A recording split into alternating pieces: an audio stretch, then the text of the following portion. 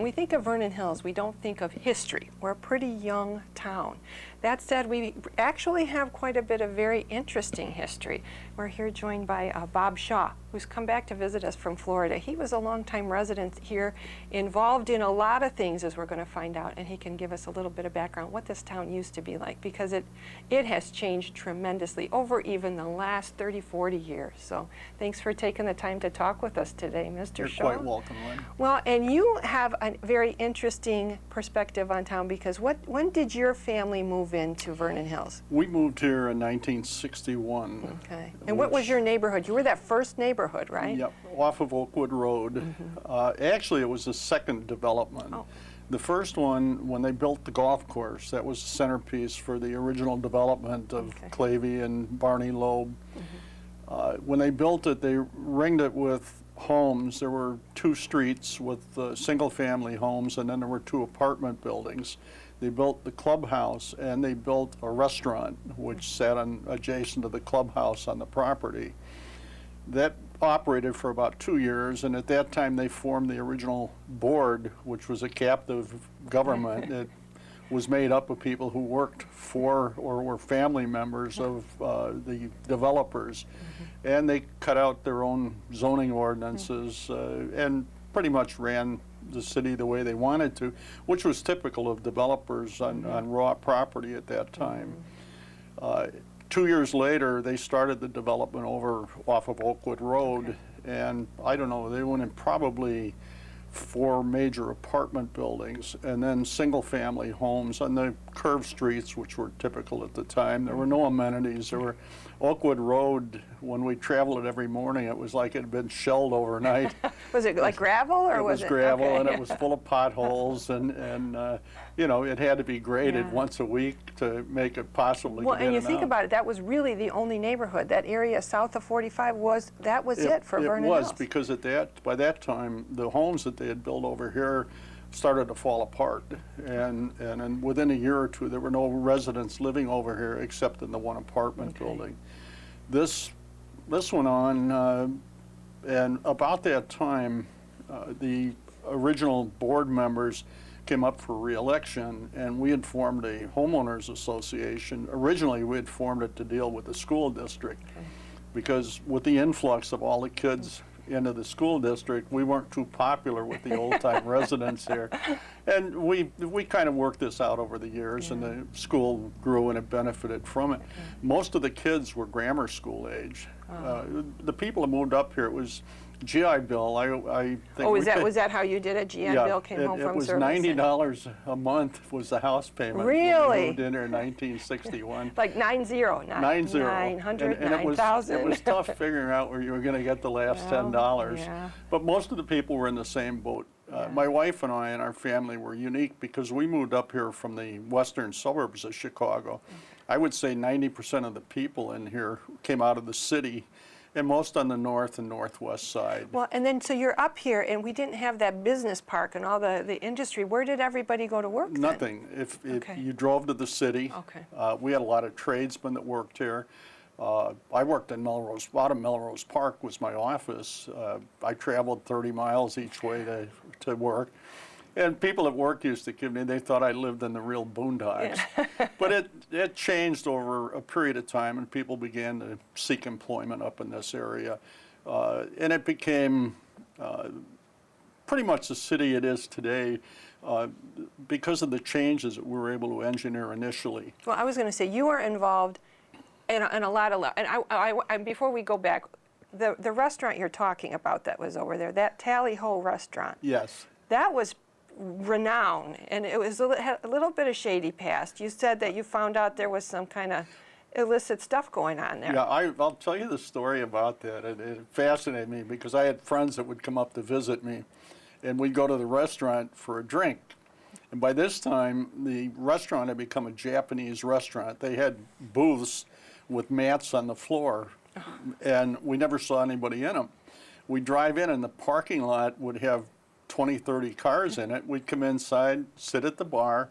They had a comedian or a singer on different occasions, and we'd try and figure out where all the people were from the cars. Well, in truth, what happened is they would come in the front door of the restaurant, walk out the back door, past the motel, and climb up the hill, and there was a little house out behind that was always boarded up.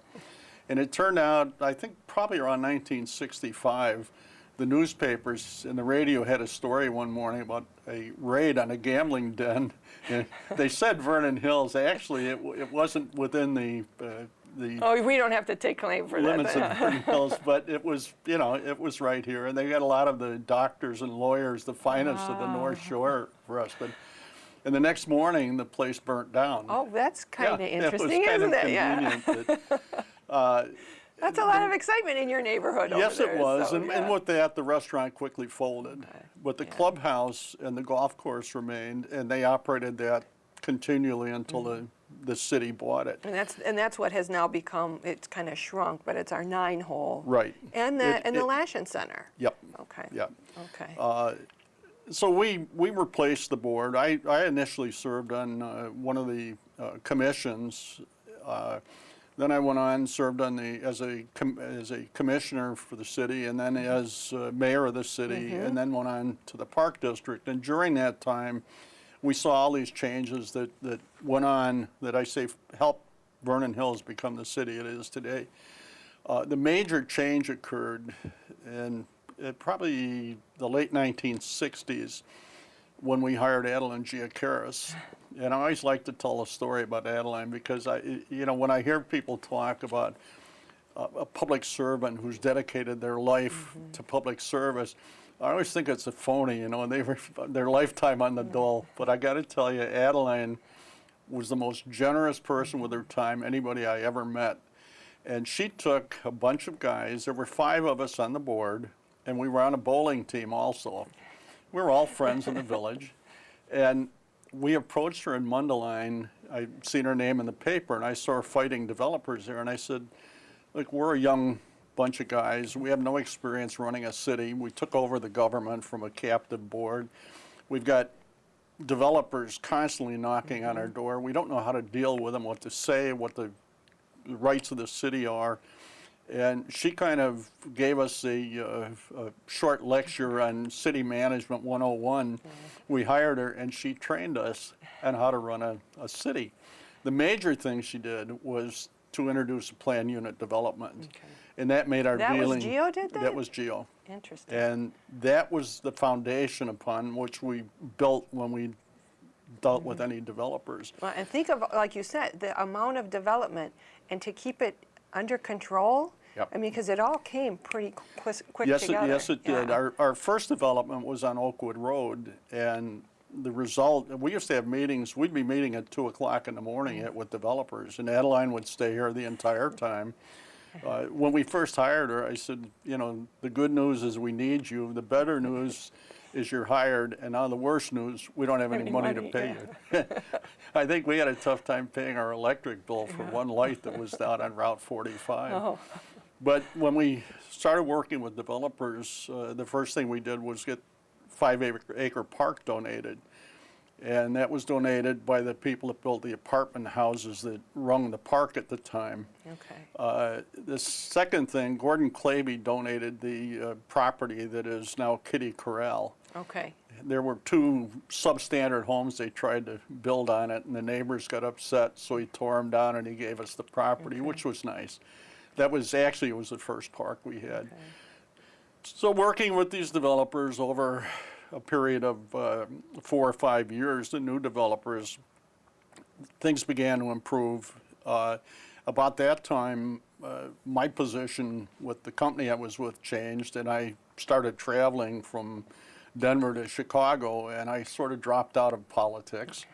I got back in 10 years later, 8 years later, John Sullivan called me, and they wanted to form a park district because both Mundelein and Libertyville were trying to annex the property that is now the shopping center. Oh yeah, that's a whole nother story of well, our it history, is because your park district boundaries were not the same as your city boundaries. Oh, really? So that anybody, somebody could have claimed all of Vernon Hills and annexed it as part of their park district. Oh, wow. So we thought there's a great tax base there to develop a good park system if we can form a park district, the Vernon Hills Park District. So we put together a referendum, were successful in getting people to vote for it, formed a park district, elected our first board, and hired Hartman as the park manager, Okay, first as a So consultant. as we're talking about these names, Sullivan is the Sullivan Center. Yeah. Hartman is Hartman Yeah, Park. and Dolores was on the original board along with me, and we voted her as chairman of the original board. And Dolores went on. I was lucky. I drew the short straw. I had the 1-year appointment to the board, and I was able to slip away again. It was a very important year. Yeah, I could go back to being a critic instead of putting up with those all-night meetings and trying to get things done. So it worked out really well, but the guidelines were set so that they could be followed as far as dealing with developers, as far as plan unit developments, as far as developing the infrastructure to support the developments that went in. Well, and when you talk about the plan unit and talking to all these people, I think just to give people some idea, in 1960, the census showed only 123 residents in town. Yep.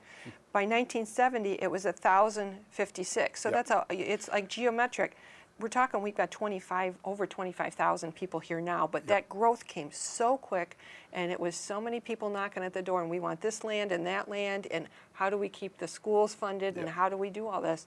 And that's thanks to you guys who sat down and had all those all-night meetings. It was, and you know, when you look at the problems we had and the things that helped, as I say, help the city become what it is today, were decisions that were made at that time. We had a developer that wanted to build a trailer park at the end of Westmoreland on Route 83, between the high tension lines and the road.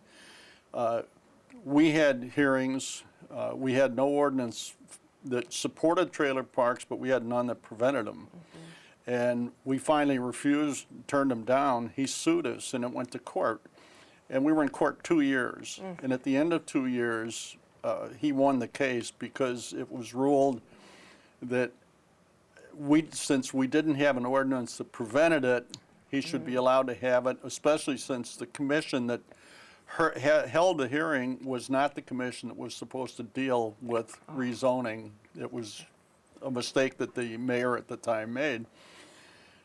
That same night that we lost the case, I got a call from an attorney in Long Grove, and he said he'd like to talk to us. And Bob Coffin, who was president of Long Grove at the time, wanted to talk to me. So I invited him over to the house and sat down, and they said, look, you lost. You realize that the trailer park, if it goes in, is going to be in our school district. And obviously Long Grove wasn't interested in bringing those children into the school system, just the number of people that would have been involved. And they had a suggestion that if we would be willing to disannex the property from the high tension lines to 83, that they would hold a meeting the next day, and consensus was that they would annex the property, which we did. And it immediately brought about a change where the developer had to deal with them, and they specifically prohibited trailer parks in Long Grove. And just to understand, because all of the schools, it probably wasn't just us, but all of the schools had to be under tremendous stress with all the influx of kids. So I can see how they would be like, we can't take that many more Certainly kids at it a would have time. been, but just the stigma attached to trailer parks in a Especially for residential Long Grove, area, you know, it's a problem. And even if it was a good trailer park, or even if it was a retirement trailer park, it still would have been a trailer park. And you look at the way that developed now with those beautiful homes down in there. High end, And you see a difference. Yeah. But we went through a lot of struggles. And now like that's growing pains, because you didn't have anything on the books. So as you said, you didn't have anything against it, but you hadn't even had time to put anything one way or the other. Right. So, and I hadn't realized Gio was so involved. Gio really, she took care of Lake County all the way She up was. around, You know, the other key person was Joanne Korstanji. And Joanne was my neighbor. Okay. And was a dear friend.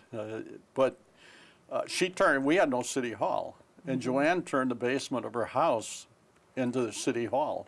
And for 10 years before they had a city hall, people dealt in and out of her house. I'd go over there.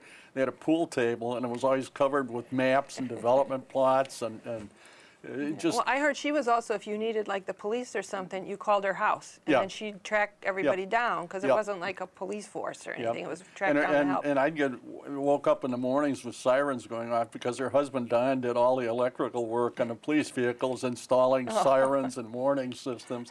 But between the two of them, the time they put in and dedicated to the village was just unbelievable. Wait, really, this community, when you hear the stories, it seems like it was the same core group of people took care of everything and laid the groundwork for what it is today, we're in really good shape today. Well, the other thing we got involved with was the picnic. Oh, yes. And actually Mickey Olry, who was the first mayor, and Mickey was he worked for the contractor. And he was from the south side of Chicago, from a family that was heavily involved with labor.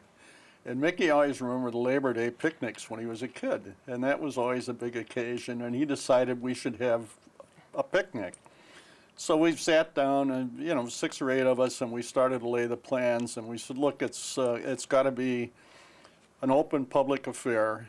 We're going to ask for donations. We started out, it was $2 for a family for the whole day.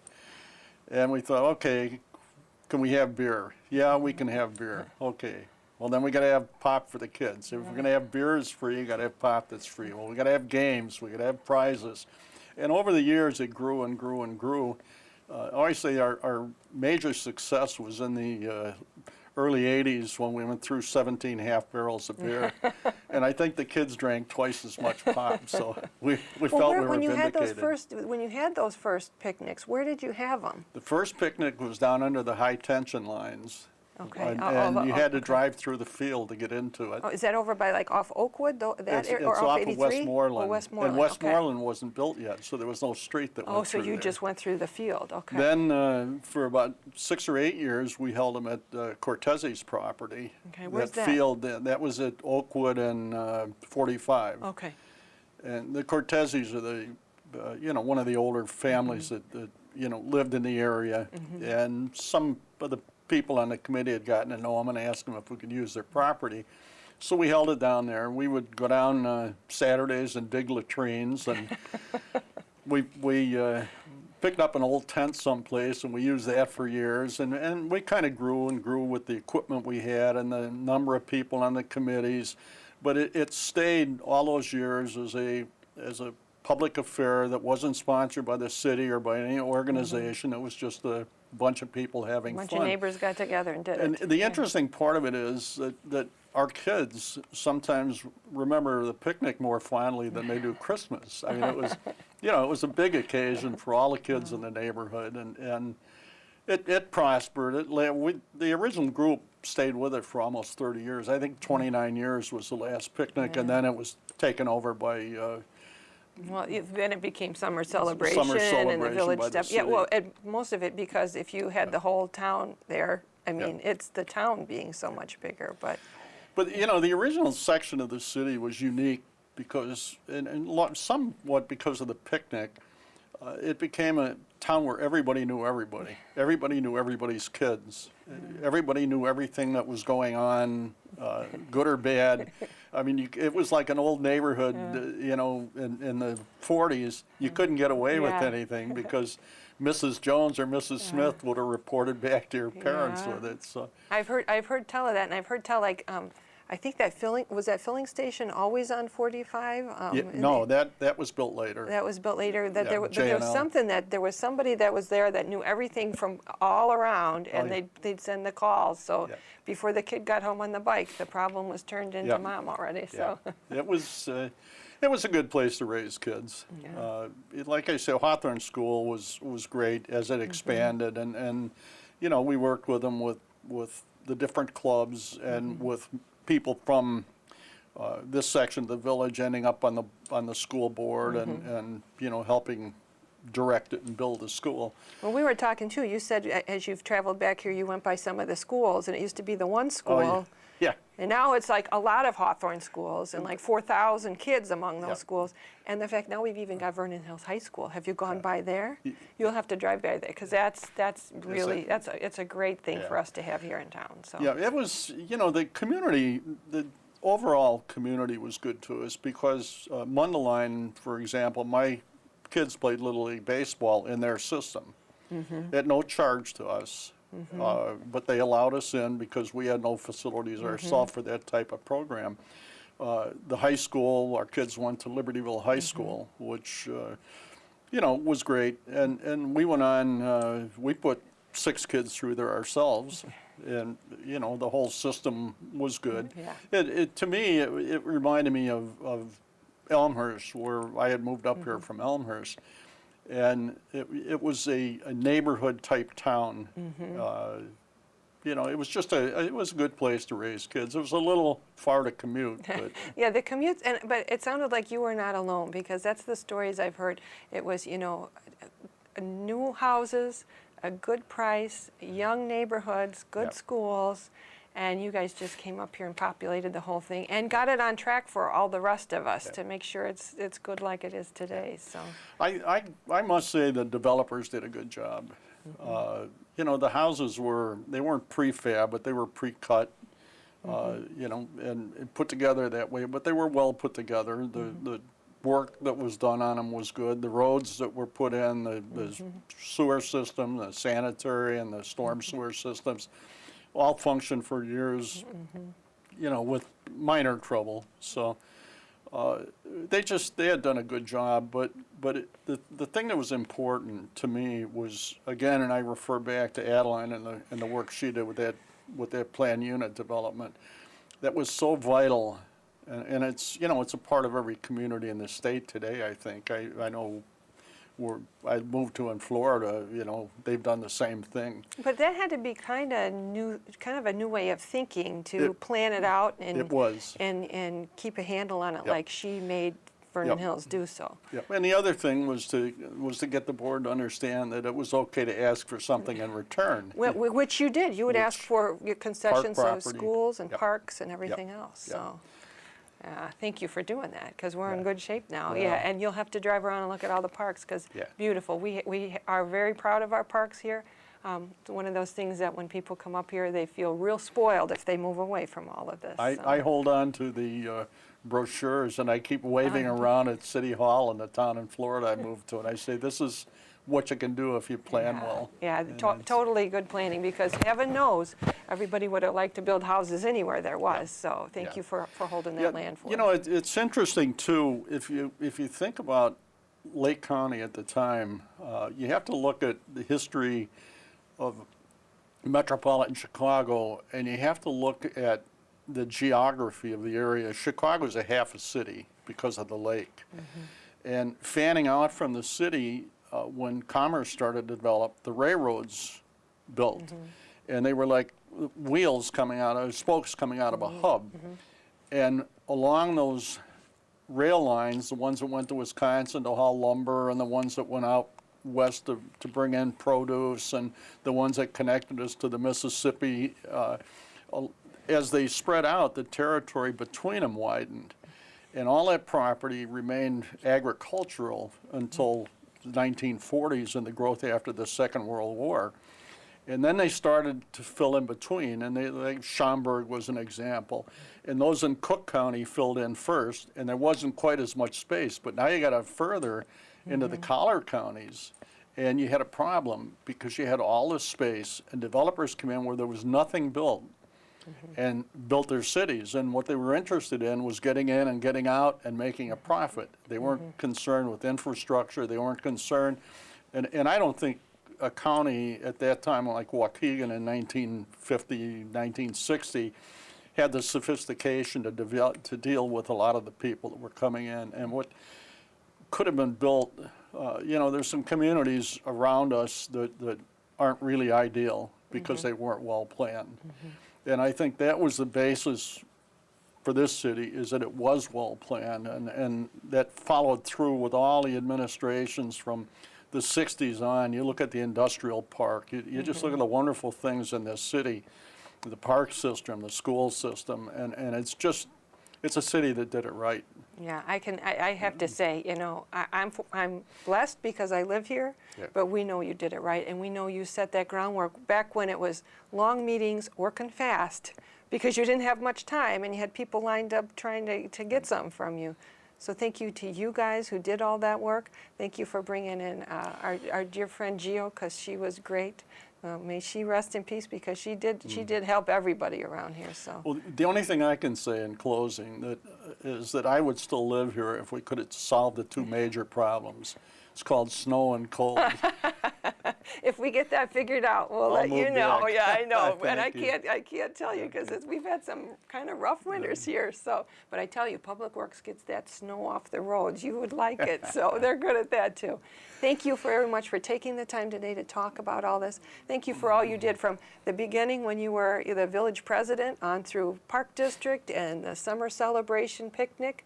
All of that, thank you, and thank you all of your guys. So. Lynn, I thank you. Thank you. Take care and have a great trip back to Florida. We'll come visit you in the winter. That's how we'll do it. So. Thank you. Take care.